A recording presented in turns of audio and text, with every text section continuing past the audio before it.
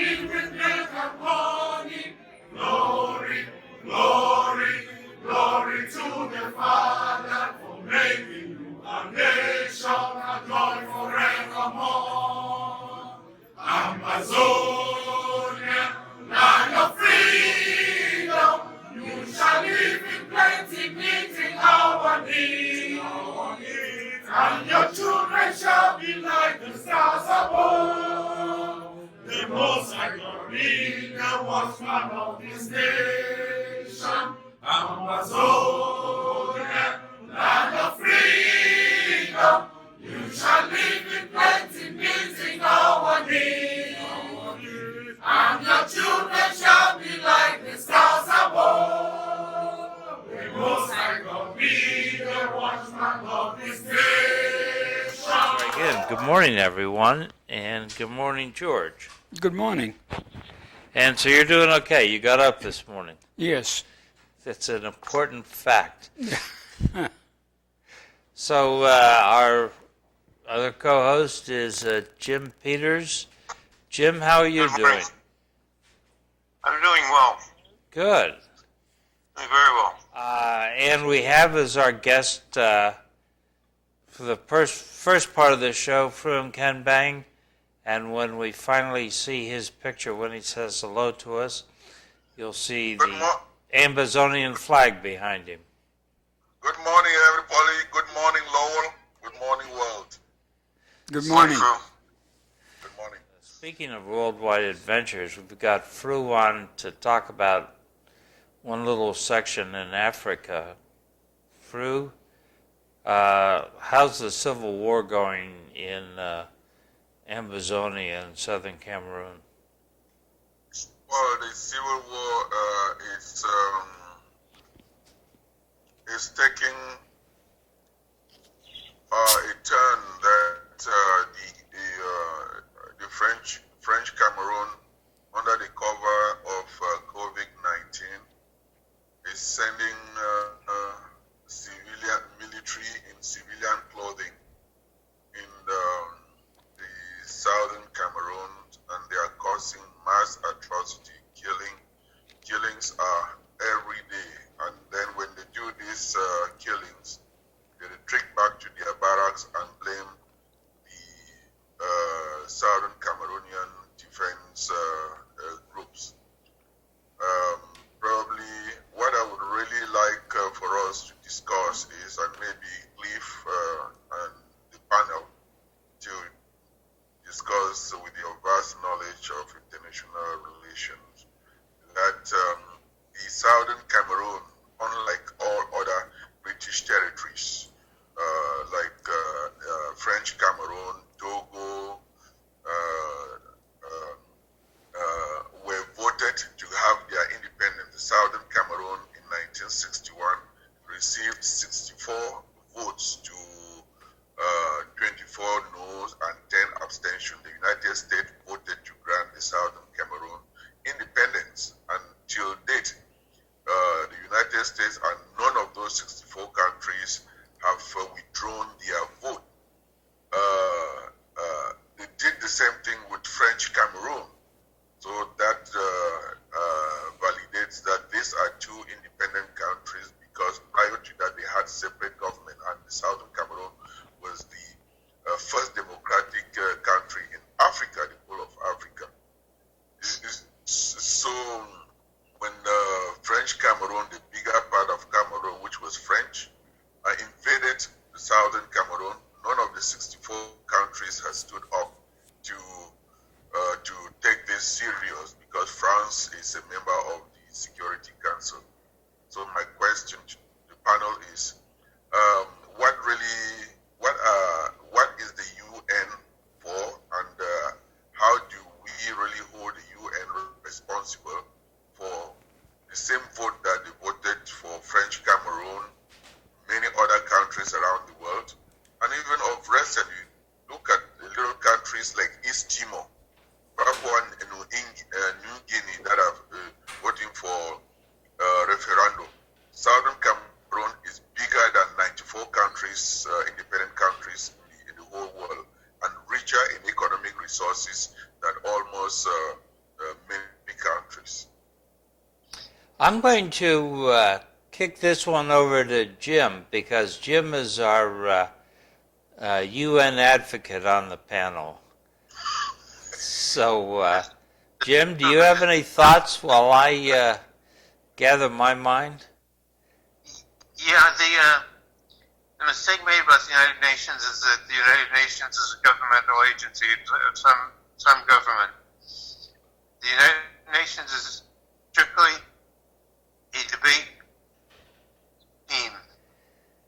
They debate what's going on in the world, and they hopefully come up with a resolution that resolves that they will continue debating. It's not it's not an agency that has any power. The only time it had power was when Harry Truman enabled it to fight in Korea. But it doesn't really, and for a while we thought that we could get along with that, but we don't really have any power outside of the debating edge. And I think that people put a lot of emphasis on the United Nations being like the United States, and it's not at all.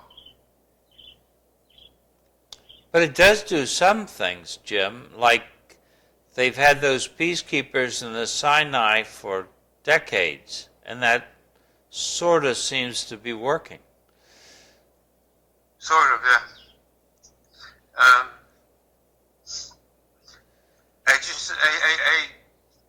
I hate to see people put too much emphasis on the United Nations, because they're never going to be a state, a government.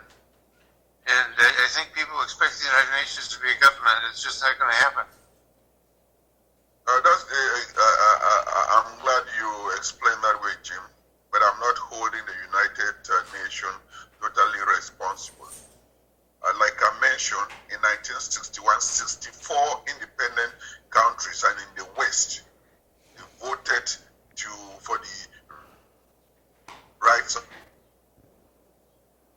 the trust territory to have their independence. And when we know, we should also be informed that by trust territories, we know that these are territories that were owned by the Germans, the Japanese, and the Italians, who were defeated in the First World War. And you remember where the League of Nations became useless and non-functional. They're replaced by the United Nations. The United States of America voted for the independence of Southern Cameroon. Britain and the rest, the only people who oppose one of them is France, because they had their own interests. But these 64 countries overwhelmingly voted for Southern Cameroon to get its independence, because before they were, at that time, they were self-administered. They had 3 successive democratically elected presidents. No country in Africa, even Cameroon, which for 60 years has only gotten one ruler. So that is the majority of the people then in the 60s. And if the United Nations members, including the US, Britain, and the major powers, voted to grant us the same independence that they voted to grant French Cameroon, what makes it today that the United Nations and all these members are claiming and standing on the side for another independent country to invade another one and claim it as its own member, which is different in all aspects: language, culture, the legal system, the educational system, and it also has its own recognized international boundaries at the UN. So that is what the world community should be informed and be sensitized and be reminded that when another country invades an independent country and start calling them terrorists, we play with this language and confuse the minds of the people. And when you see people are being slaughtered by an independent country, moving across international boundaries to be killing people, when you start calling that Ambazonians are terrorists, if you go, there are international boundaries that were respected by the world UN. What is different today?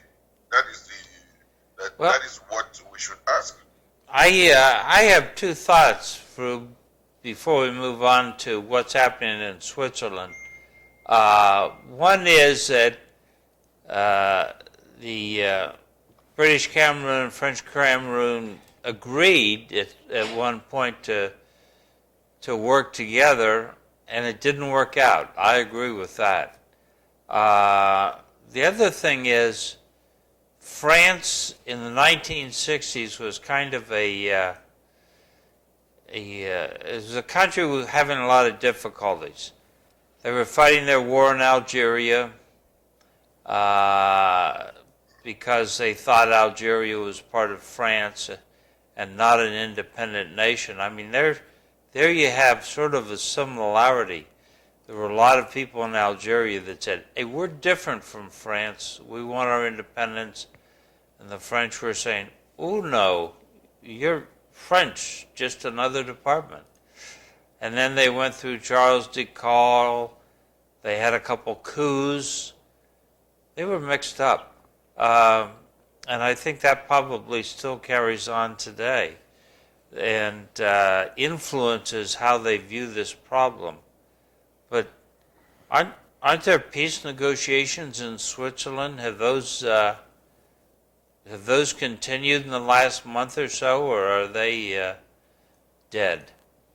Well, if Chris, great historical flashback, but you know that France has relied on African soldiers to build their nation. It was the African soldiers who fought to save France. And if you recall, once they reached Paris, after the African soldiers have really fought and repelled the German advancing army to take off Paris, then when they were entering Paris, they pushed the Africans behind and brought the Frenchmen in front to enter Paris. And even after they entered Paris, the Africans, the soldiers who violently fought for French freedom, the French actually, once they were badly treated and put in concentration camp, when they asked for better reforms, the French massacred all of them. I mean, it is historical, it is history, it is there. The French have never won any war. And you would recall that the Algerian Civil War in Africa was the bloodiest. The French destroyed everything. So these are Africans that they give on, they have continued to give their lives to defend that these people who are so ungrateful and since independence, they are only returning blood to us. France, name me one country, one war that the French Republic won without either the help of the U.S. and particularly Africa. So that is the tragedy. When they talk about France is pulling its weight because of Africa. Yeah. Africa can survive without France, but France cannot breathe without Africa. And still, France's knee is on Africans' neck, choking them every inch. Yeah. Coming back to the talks in Switzerland, Cliff, thanks for bringing that up. Well, it is really in limbo right now. It is really in limbo right now because, like we have been talking about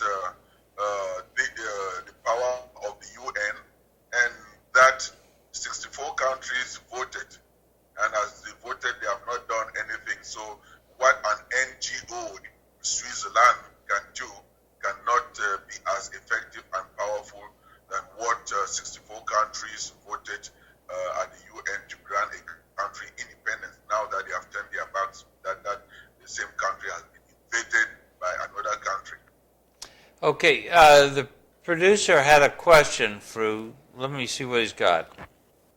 Okay, you say you come once a month. So over the last month, how many people in Cameroon have been murdered by these plainclothes troops?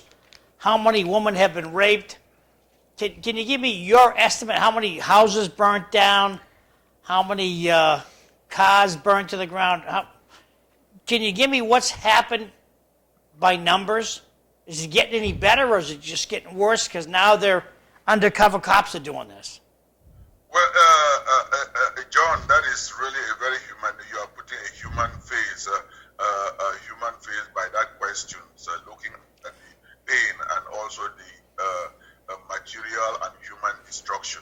These guys come in disguise, and I would tell you that out of 8 million Ambazonians, all of them are bleeding because young youths who are gathered to just to have a drink in a bar. So police just walk in and massacre them.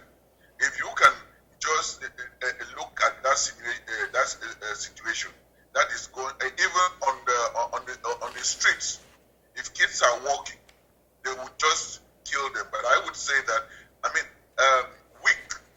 for weeks there are hundreds that are being killed. Those that die in the bush that cannot be accounted for because they have escaped the villages to hide in the bush. Women that go under very, very terrible conditions, and pregnant women as well. But with the COVID-19, the government, the whole world has really been concentrating on taking care of their own population, which is well understood because charity begins at home. But in this country, Southern Cameroon is facing a double tragedy because that which is man-made and continuous, and this pandemic that the whole world is attending to. Prior to the pandemic, at least news were trickling out. But I would give credit that what we are doing here, we are still the only station that is so concerned about people thousands of miles away. And look at it this way, those people are not related to any of you here on the panel. They don't look like any of you here on the panel. But you are fighting a civil right issue across the Atlantic. And I give all of you credit that you spend time every month to keep the light on. And in fact, the people there, I speak from the bottom of my heart for them who don't have that opportunity. And that what we are doing here is really educating the world and making the world to see. Imagine, John and the panelists, you knew that, would you have believed that 4 years into this struggle, people who did not have arms, people who were not even expecting anything, they are resisting a formidable army backed by France with all the iron. You can bring the biggest iron, but you cannot defeat the willpower. Okay, I have a question. go ahead, George. Could you tell me if the schools now have been open in Cameroon? George, another human question again, concern. Those are questions that come from someone, a parent, thinking about the future and about the country. For 4 years now, George, the schools are going perfectly well on the French side. And it's just the French side French Cameroon and the English Cameroon are separated by a river called the Mongo. On the east side of the Mongo, you have French Cameroon, which was called East Cameroon. On the west side of the Mongo River, you have West Cameroon, which is southern Cameroon. But you just cross that river, you turn on the TV on the French side of Cameroon, there is no images about any killings going on in the same country that they claim that is part of the Cameroon. There is when you cross over to the west side, which is English Cameroon, you can only see nothing but abstract misery. Kids have not gone to school for 4 years, and that is really the intention of colonial imperialist mentality. When imperialist mentality go anywhere, what they would do is they would first of all take your name away and strip your identity, try to humiliate you, not to have your own self-dignity, and by continuously killing us, it's really that mentality. And when they are doing all this, they loot overnight, burn the villages, and steal whatever they can have. So they are the very one who have the world propaganda machine that come on the world TV and buy all this international media to portray the victim as terrorists. But there's no light that is shown that across the side, and if these were terrorists and you call it one nation, you turn on the TV on the French side, nothing is portrayed.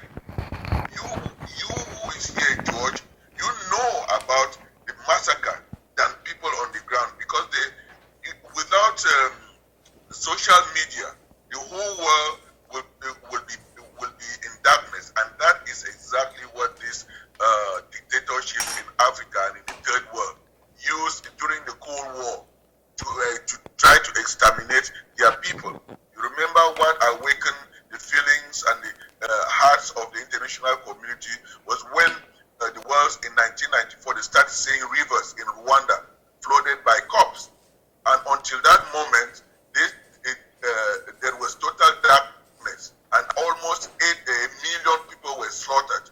That is exactly to best describe the situation in English Cameroon. So, could you?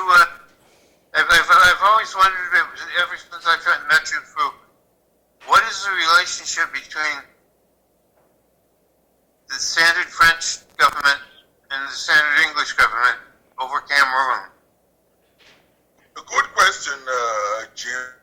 That is really a point of debate and education. But when you look at it, we see the standard English Cameroon, prior to these two countries coming together to form a federation, English Cameroon was far more developed, far more educated, and far more politically matured than French Cameroon, which is buried in their colonial mentality and subservient just yes to what comes out of France.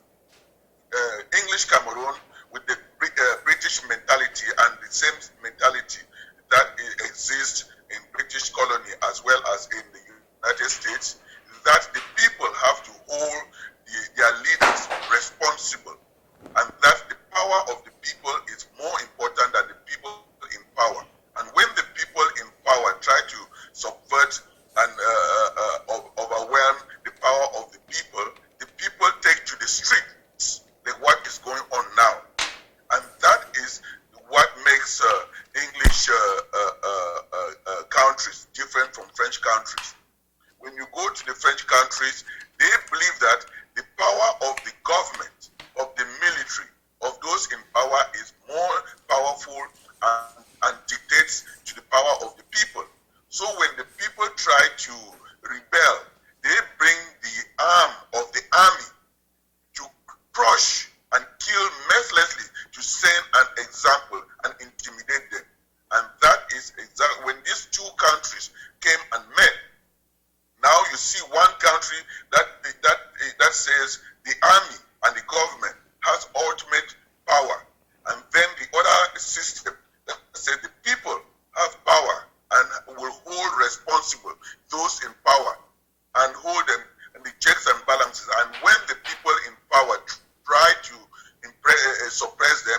to the streets. So when the English Cameroon went to the streets, these people waged war on us, thinking that we are so chicken-handed and that we have the same mentality that French people did to them. Little did they know that just the will of the people is stronger than the barrel of the gun. And that is what is existing today. When they started this crisis, they, in their mind, thought that it would take 3 months to crush us. They, first of all, disarmed and went to houses and took all the guns, farm tools, and burned them.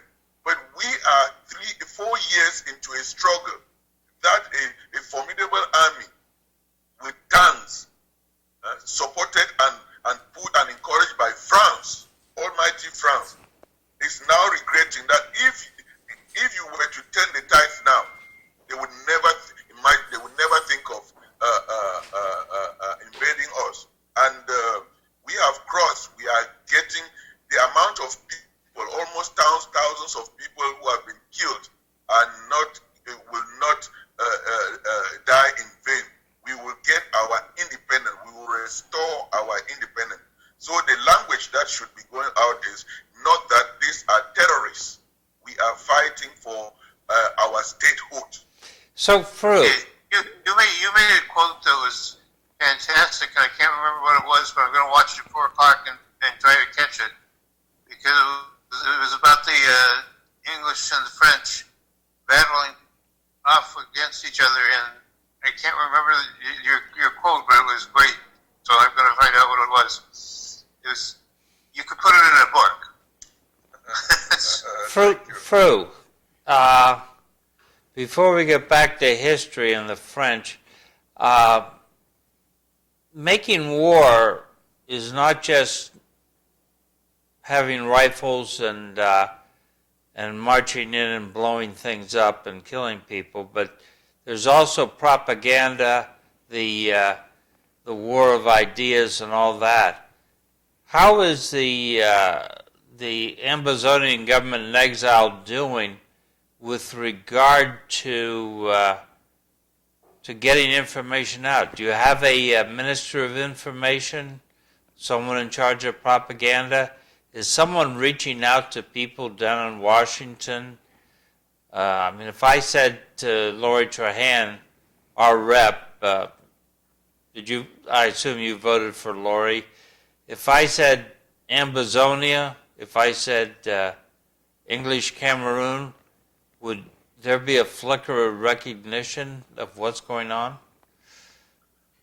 Well, Cliff, that's a very, very good question, which really needs people to be answered, which I will do my very best. Yes, in Lowell and in Massachusetts in particular, in Lowell, you go to a Congresswoman Lori Trahan's office. There is a file there that are presented about the history of the Southern Cameroon. So that is just, I believe in the truth and also in educating.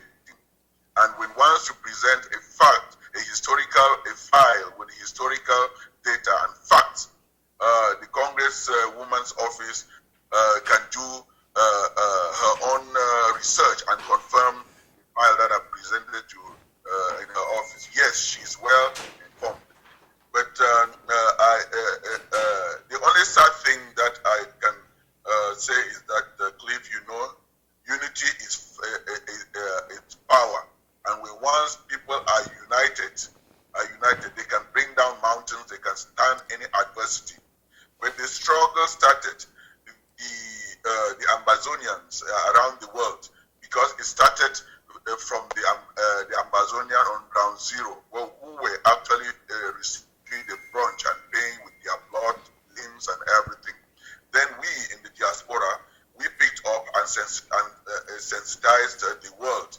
That was like one, but there have been so many factions, which also happens like in every struggle for independence, which is good because we have different ideas, and that those differences should strengthen us. But the weakness is that La République has exploited this division and implanted plant their own surrogates amongst us, since La République has deep pockets around the world. No matter what we do, their own propaganda machine is more powerful because it is being financed by deep pockets, by money coming out of southern Cameroon to paint southern Cameroon as terrorists. So with that, I would equally say that there are also individual efforts that are being made to reach out and sensitize non-Ambazonians, like what we are doing on this panel.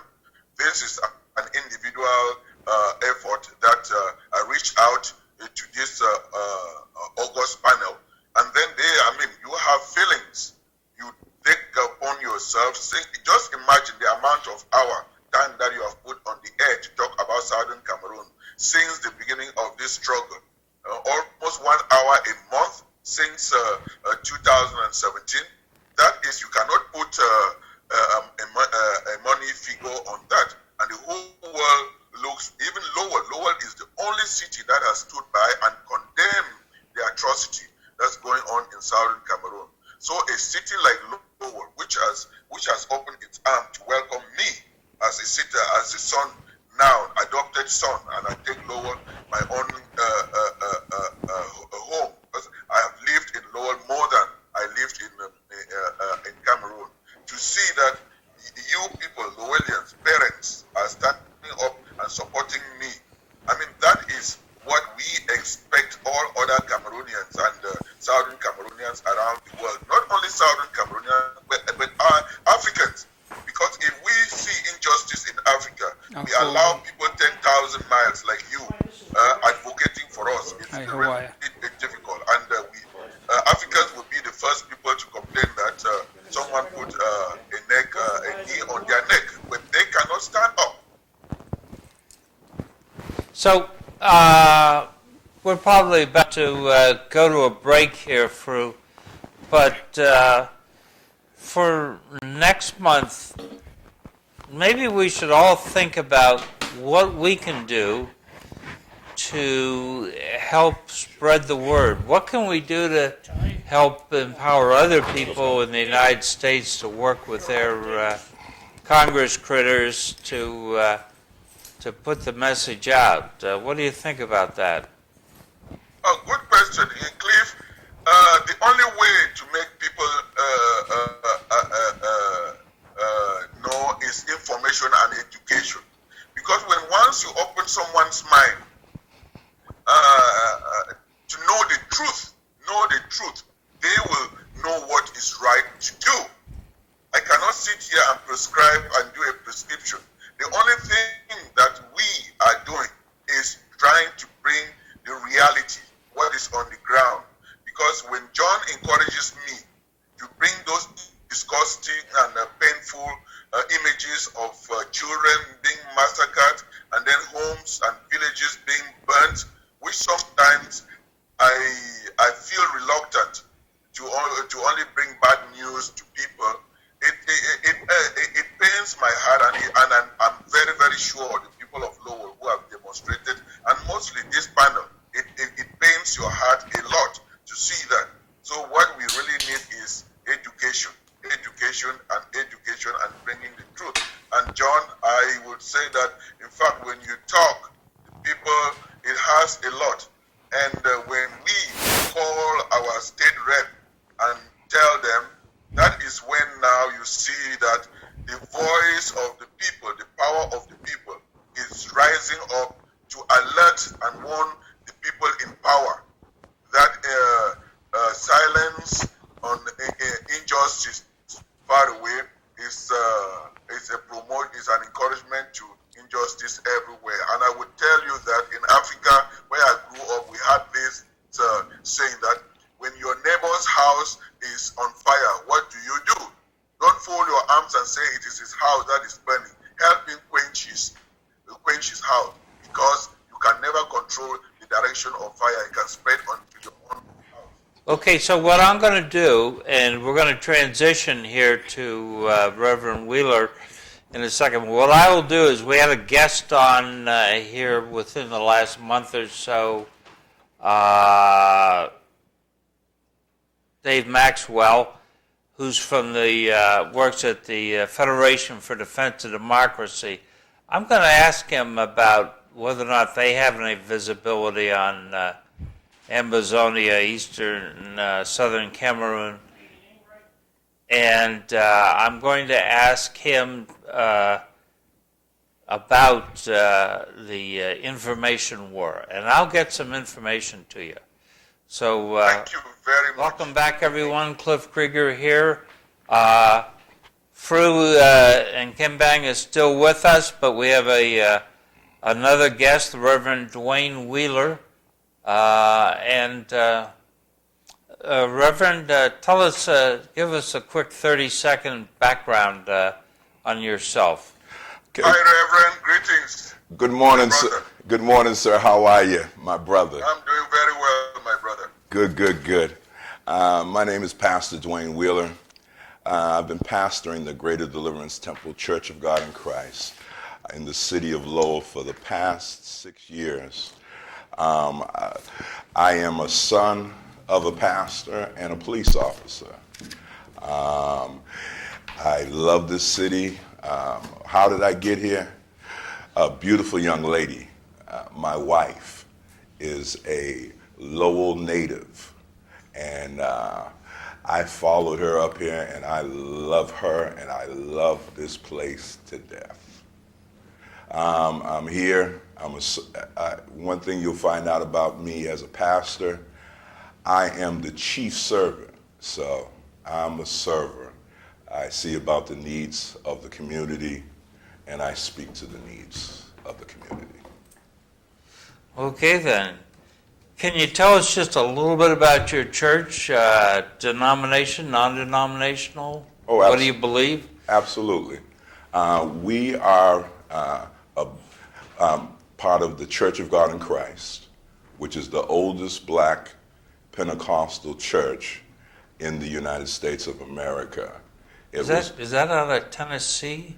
Yes, Memphis, Tennessee is our national headquarters, and we were founded by a man, Charles Harrison Mason. Something unique about Bishop Mason, he was he was before his time, and I'll tell you why. Because at that time, in 1907, he had a lot of white people that were following him, and there was a big problem within the country, as you know, and because of that, the government, the FBI, were started to open up cases on Bishop Mason, and then it got so bad that I believe it was about 1917. He sent a letter out to all of the white ministers that were a part of the Church of God in Christ and asked them to meet him in Hot Springs, Arkansas. Okay? And unbeknownst to the white ministers, they thought that it was going to be a meeting of all the ministers. But when Bishop Mason got down there in Hot Springs and gathered all the white ministers together, he said, at this time, it's too tough for us to be worshiping together. So I want you all to set up your own church and set up your own organization. And from that came the Assemblies of God Church. Okay. From the Church of God in Christ. I They guess don't like to tell it. I guess I hadn't heard that. Oh, So does he sort of spring from the Azusa Street revival? absolutely. He is one of the major offsprings of the Azusa Street revival. What can I say? We're here to talk about the death of George Floyd. And Reverend, where are we on that in the United States? We are in a sad place in the United States because of the death of George Floyd. Can I tell you that we're in a sad place? This is a local show, so I'm going to bring it local. We're in a sad place in this city, and I'm going to tell you why. When we are in a city, it's culture.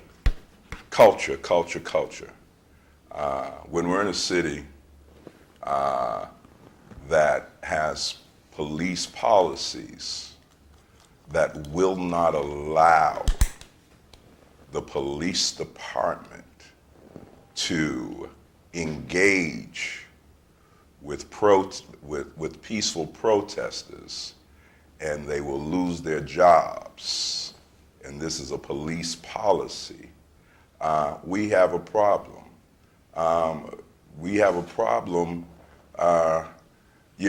because this was videotaped. But how many times that before this, that this happened to people of color, and they did not get it on videotape. They did not get these things on body cam. And because can I tell you, the police brutality hit my family real early at a young age, because my uncle, Charlie Barton, was killed by the Boston police in 1974. So we're in a sad place. We need to change the culture of our nation. And culture doesn't, I believe there was a Harvard study that said that it takes about 7 years to change culture. So I believe that this is a time for us as a nation to find a commonality among ourselves. I don't care whether you're blue. I don't care if you're color blue. I don't care if you're color red. I don't care if you're color black, yellow, white. When you bleed red. And the book I read, not the one that the president tries to that he carries around and holds up, that hasn't been cracked. But the book I read says, from one bloodline, all nations were created. Well, that's a good point. We've been lucky here in Lowell, maybe. We have not had violence, but there's been looting and rioting in a lot of cities. Is that, although it didn't seem so bad over this last weekend? Well, if you go back to the words of the late Martin Luther King, he said riots are the voice of the unheard. So do I agree with tearing up stuff and burning up stuff? Absolutely not. Do I believe that small businesses should be destroyed because of what is going on? Absolutely not. Do I understand the frustration of the people? Absolutely I do. But do I agree with it? Absolutely not. There's better way. The message gets lost when you start turning to violence. Because see, then you don't hear about protest. It's no more protesting. Even though it was a protest. The only thing that you hear about, riot.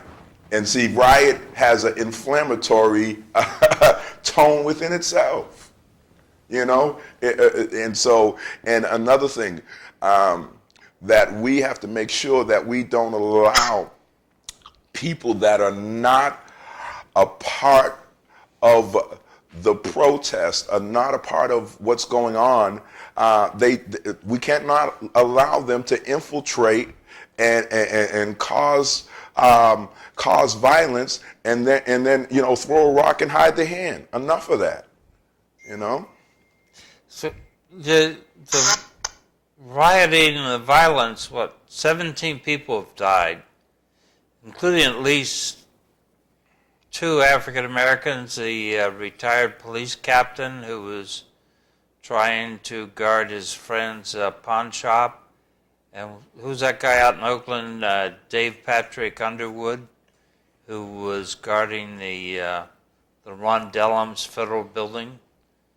was shot and killed, although that may have been totally different. I heard this morning that someone thought that was connected to the guy that lured the sheriffs in out in California and hurt two and killed one. But I mean, that part, that's the obvious pain, and the non-obvious pain is businesses that people have invested in. So how are we going to help fix that problem? How we going to help fix it? Change the culture. Change the culture. Okay? Change the culture. George has a question. Yeah, which way would you change the culture? Because all I see is disrespect to the police officers, and it's a two-way street. I think we have to look at the background of the individuals that are involved. It's a shame that somebody has to die, but on the other hand, what brought it to that point where that police officer had to subdue an individual? I'm not saying Lloyd, I'm not saying anybody, whether he's black, white, or green. Where do we go? How do we change the culture? How do we change the culture? Yeah, do we all pack guns? Is that it? No, we need to change. All right, let's look at it like this. I hear you talking about the disrespect of the police. Black people have been disrespected in this country for over 400 years. So now you want to talk to me about disrespecting a police officer? We need to. Is that police? Because if we look at the history, let's look at history, okay, of police, where they came from, okay? Where did police come from? Policing started because they went to run after runaway slaves, okay? And you're saying it's a two-way street? You're saying it's a two-way. Hold on. You're saying it's a two-way street? That's right. Listen, white people have had their foot on black people's necks for years. Now, 8 minutes and 46 seconds, a white man had his foot on a man's neck who was already handcuffed. And you want to talk to me about the disrespect of the police? How about the disrespect of humanity? How about you're talking about one particular? No, I'm not talking. No, I'm talking about one particular because that's where we are now. Okay, no, I don't think so. We can go back. We can go back at least 20 years, and we can find where police have abused a person. Do we? We want to look at in New York? I Can't Breathe. Those people killed a man. Okay? Police, listen, I grew up in the house of a police officer. My father protected and served. Okay? You know what? He was not disconnected to the community that he was serving. Okay? And so don't talk to me about disrespect of police. Okay? We need to tear down the whole place needs to go. All right, from the city councilors, okay, because see that's where the problem lies.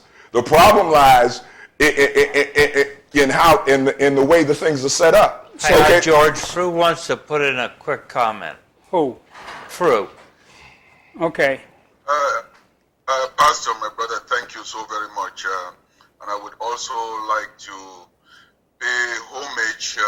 I've been in Lowell for close to 35 years, and me sitting here, I am standing on the shoulders of our ancestors and brothers and sisters in this country and all other men who have fought for me to be here, to be talking. I don't take this very lightly. Okay. And Pastor, thank you so very much for what you do in the community. I can't hear. Hello? Okay. Are you getting me? No, George can't hear you. The rest of us can hear you. Pastor, I want let me, to look Cliff, can I say a point? real quick. Yeah, you were saying that how do we remedy this? I mean, I really think that is, as pastors, it's through education. If you remember in Lowell, in the 90s, there was a lot of gangs here, and we were holding similar meetings here, and the police department then under Commissioner Ed Davis listened to the community. They brought the immigrant community, the African, the Asians, and everyone. And I quite remember I was equally part of that.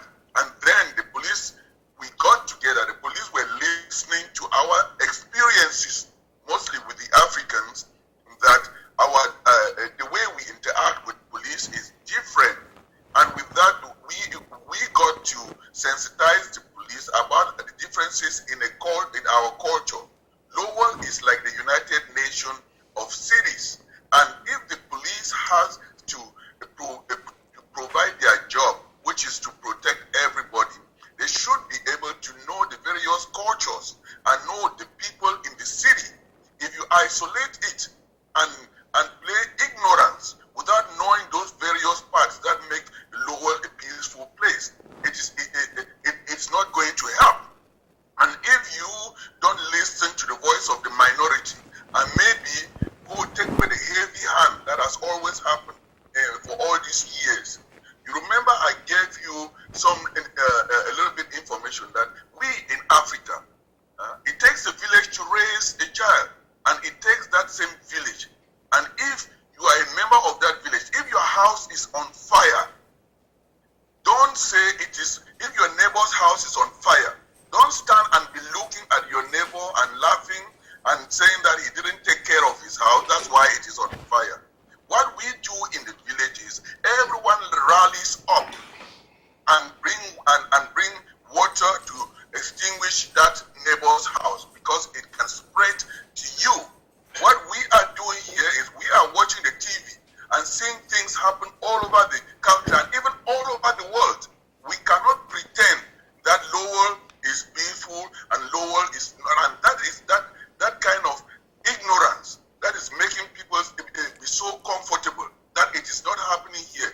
It is not happening here. What efforts are you taking to educate yourself and reach on the other end, and put your shoe in the other person who's at the receiving end? If we adopt that mentality, we will see that what happened in the 90s really made the police officer to be sensitive, to know the Cambodian, the Asian culture, to know the African American culture. Some of them started talking to us. You see police start walking on the streets instead of just driving by, and build a relationship on the street and listening to people. And the activists like Pastor there will actually invite police in their congregation to come and meet the people that will also help them facilitate their own job. And I would say that we play a very important role in this. I had the opportunity to travel with Commissioner Ed Davis to the Justice Department. I attended the Eastern Conference of Police in Sacramento with the chiefs of police and the Eastern Conference, just spreading the immigrant mentality and actually saying that Lowell is the United Nation. You can travel around the world in 7 days only by coming to Lowell. We should take advantage of our diversity, which is our strength. Okay. All right. Thank you, Fru. John, you had something? Well, we can't go backwards. History is very important. Can't go backwards. Now, here we have a cop in Minneapolis that was not afraid of all the cameras that was on him. So, how do we go forward here? Does anybody have an idea how we go forward? Well, that's what I'm driving at. All right, I have. How do we go forward? And you know, it is a two-way street. I don't care how you slice it. Okay. It's always a two-way street, but I want to hear from the Reverend, because the country is edging towards making America Sicilian by eliminating the police. I want to hear what the Reverend has to say. I'll say this: how do we bring about change? We need to have an action plan. First thing, and as you were listening, as I was listening to Brother Frew talk, Lowell's good at having conversations. They've mastered that. Okay, they've mastered having conversations. But what are you doing after the conversation? That's true. We can talk all week. We're good at having community meetings. You're going into history. No, I'm talking about now. No, I'm talking about now. Even now, the police chief ate Christmas dinner at my church. So I mean, if I'm not, but the police chief ate Christmas dinner at my church. But guess what? Through all this, what's going on with George Floyd, I haven't heard from him.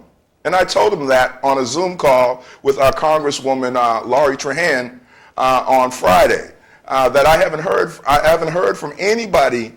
Any of the city officials can call me when there's a racial issue. Anytime there's a racial issue in this city, the officials call me. Okay. Last September, when they had the brawl down on Kirk Street, the school kids, and they had issues with the police, and so on and so forth. I was sitting in the chief's office on a Sunday night, interrupted my football game that the Patriots were playing. Thank God they lost that night. That's why. Okay, so we need a community committee that polices the police. Okay, the problem is, even with we got a problem right now. Can I tell you, we got a problem again at Lowell High School? Racist videos that have been posted by a teacher's child, a Lowell High School teacher's child posted racist video. Now, okay, so and this is 4 years on the heels of dealing with Anye's issue. Okay, so the culture has not changed. Okay, we need to. But I wish Bob Hoey was here, because I would tell him he's the problem. The school committees, because see, like with the superintendent can only do what the school committee permits them to do. Okay, the city manager only does what the city council allows them to do. And the police chief can only do what the city manager allows him to do. Okay, so that's why we need to get rid of them all. I believe I remember as a younger person, there was a movie and they said none of the above.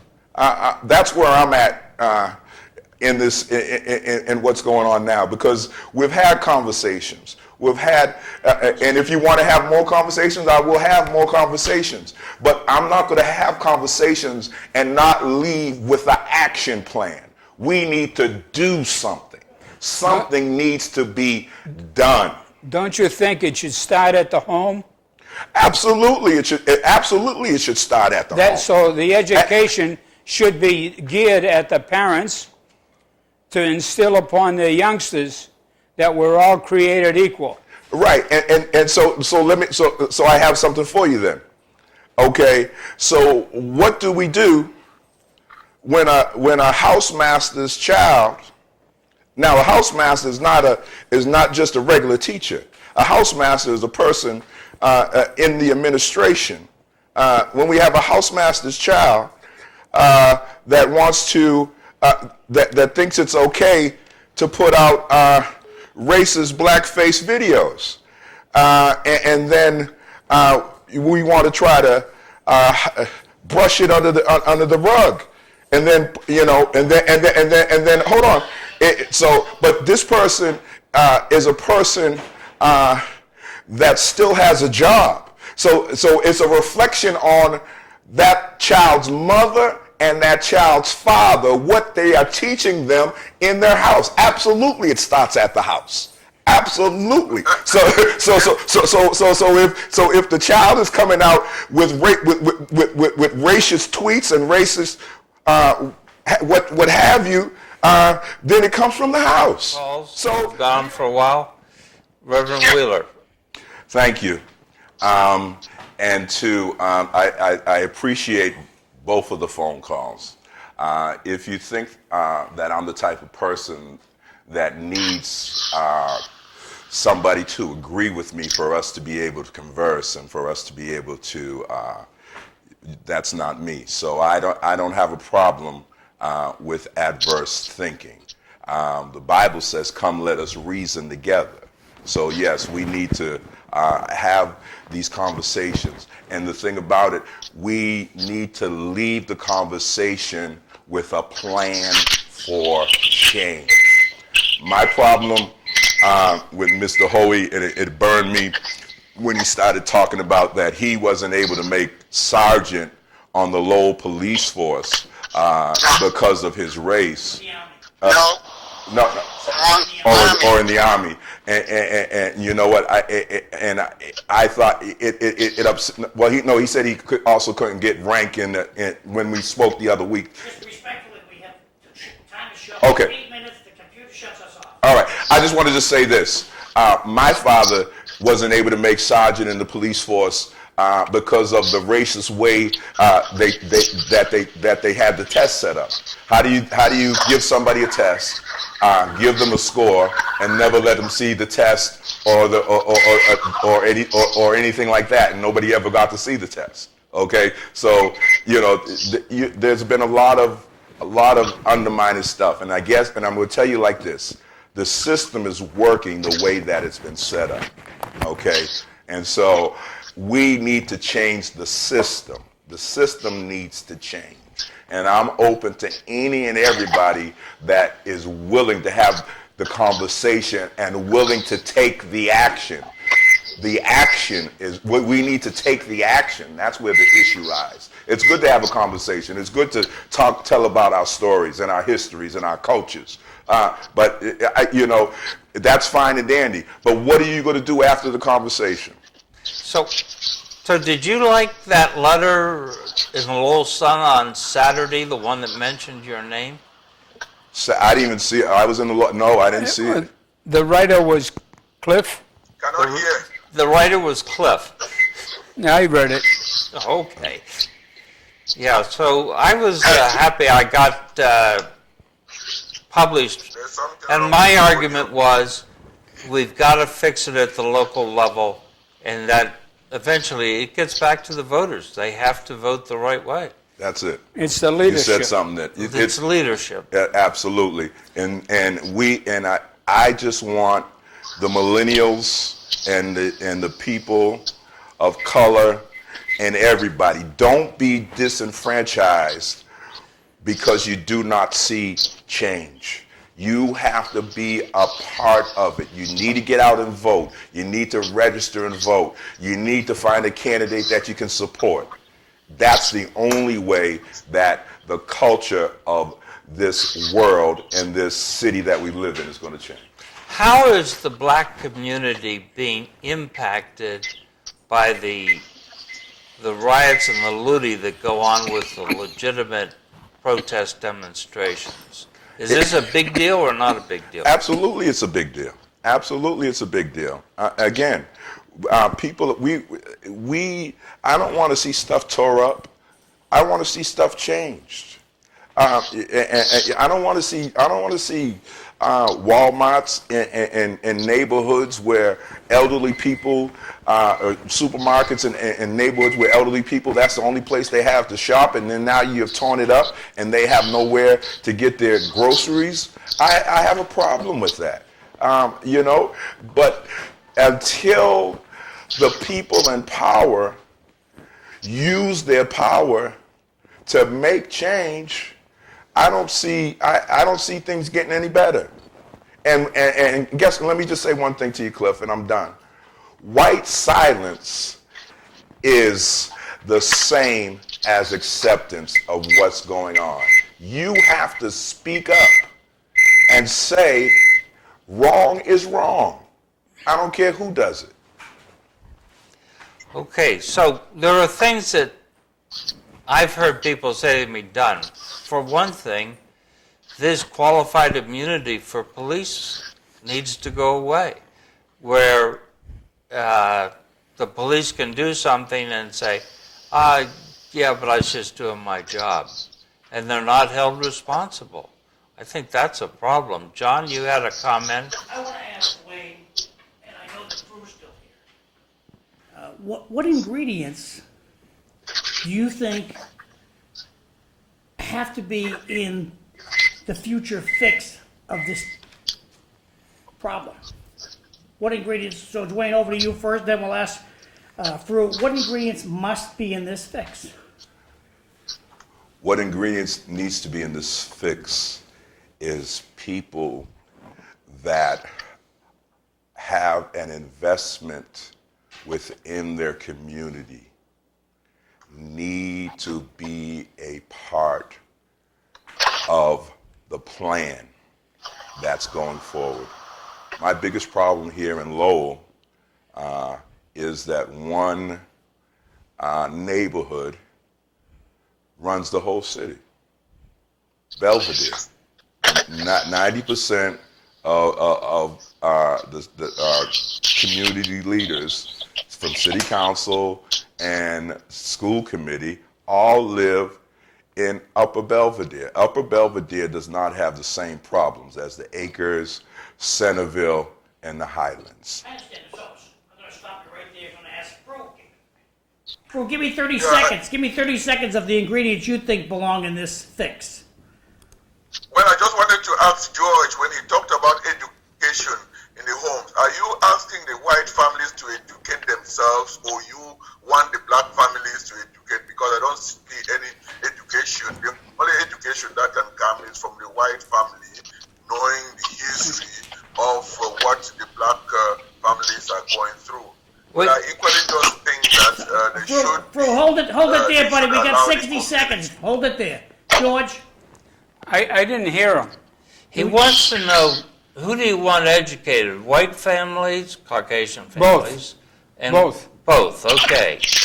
Or Okay. all parents should be educated to the fact that, people are created equal, and they should be treated with respect. All right. Absolutely. I'd like to give the Reverend the last word. Well, thank you. I thank you for this opportunity and this invite to be on the show. I oftentimes, my wife tells me when I'm watching Fox News and when I'm watching CNN and I'm yelling at the TV, she tells me that the TV won't talk back. Well, when I watch you guys, at least you all give me a number I can call in and yell at you, and you will talk back. And I thank you all for that. Well, that's because we want to find out how we make this place better. Absolutely. Lowell. Hey, And Pastor, reach out to me after this, please. I lost your number. Yes, sir. And, get my number to John and call me. Yes, sir. Thank you. Hail this land of glory, we the Ambazonia, special loyalty. Praise the soul of Savior who granted us the freedom. And let the soul of heroes who fought along the yard. Glory we rise and never to fall. Hearing and nation flowing with milk and honey.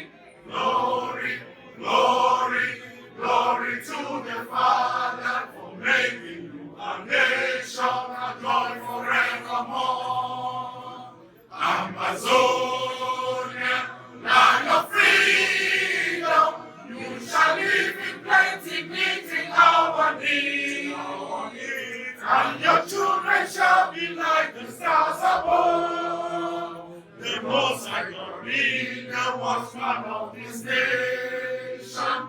Amazonia, land of freedom, you shall live in plenty, meeting